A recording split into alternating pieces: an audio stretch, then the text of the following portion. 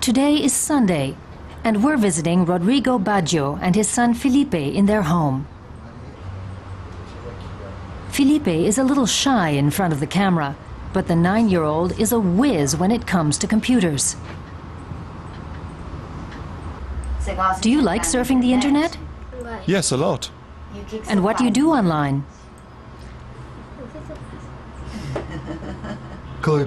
You like visiting the Penguin homepage and writing emails?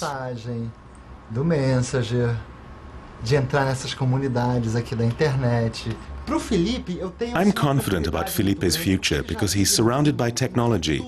He's growing up with the internet and he's got a computer at school. In our free time, we like doing different things together.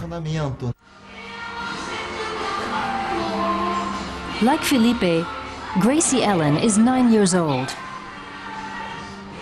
She has 5 siblings. The only screen in her crowded home is the television. Her brothers are about to go to school, but Gracie Ellen is not going today. She says her teacher is busy doing something else.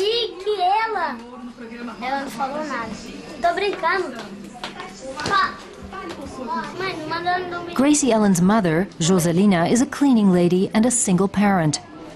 She finds it reassuring that her daughter can attend a computer school and doesn't have to spend her days on the street. I'm glad that all my children like going to school and learning about computers. Some children don't like it, but my kids love school. I support that. My eldest daughter spent a long time going to computer class. Now she's being taught a qualification. She's very good, and I'm not worried about her. Joselina's children don't know that the computer school they visit is Rodrigo's idea. The school is just one of over 700 schools of this type in Brazil. Rodrigo has a special relationship with this school at the foot of the Providencia slum. It's one of the oldest and was founded 10 years ago. The children are explaining to Rodrigo what computers are useful for. With just a few clicks of the mouse, you have access to a world of information.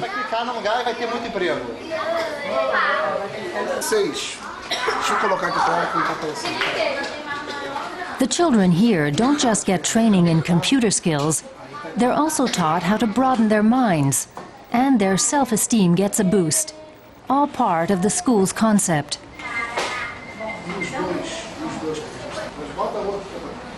And there's also time for play, otherwise the kids would lose interest.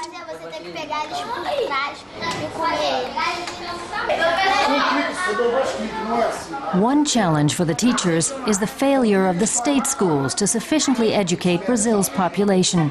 Many of the children here cannot read or write. The hard work put in by the school's teachers has inspired Gracie Ellen to become a teacher herself one day. Rodrigo, a man from a comfortable background, is aware the project's success depends on the teachers. It's important they understand where their pupils are coming from. These children live in a violent society that they deal with every day, but they don't know who they can talk with about these things. The school is an instrument to overcome that speechlessness.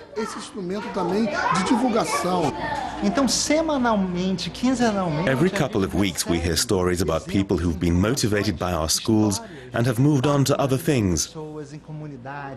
For example, there was one group of people who came together and cleaned up the river in their community. They founded an initiative and created a recycling system for garbage.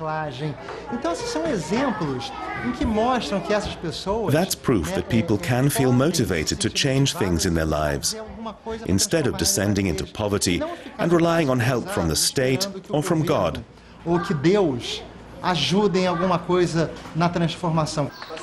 This is a juvenile prison on the outskirts of Rio de Janeiro. The kids who end up here don't have many opportunities left to succeed in life. Many of them have committed robbery or dealt in drugs. There's a computer class every day, and today it's taught by Wanderson, who's been teaching for a year. The boys respect him because he's one of their own. He began dealing drugs when he was just 12 years old. Many of his friends from that time are no longer alive today. He's 19 years old and is trying to stay on the straight and narrow, a difficult task. When new kids arrive here, they often say to me, "You've done time and now you're a teacher. How did you do it?" We talk a lot together and I tell them they have to pull themselves together and wake up. I believe that everyone has choices to make in life. The computer school allowed Wanderson to make the choice of becoming a teacher. We meet up again with Rodrigo in this house in the city center. It's the heart of the computer school's project. CDI stands for Committee to Democratize Information Technology. Rodrigo is in his element, eager to drive his project forward and make it a success. He wants more donors so he can set up new regional offices that will go on to found new computer schools. The model has been so designed that it constantly reproduces itself. Our vision is to access new regions, such as the Middle East, Eastern Europe and Africa, in order to function even more effectively. 79% of the population of our planet are prevented from accessing technical development. Only 1.4 billion people can go online. That situation has to change.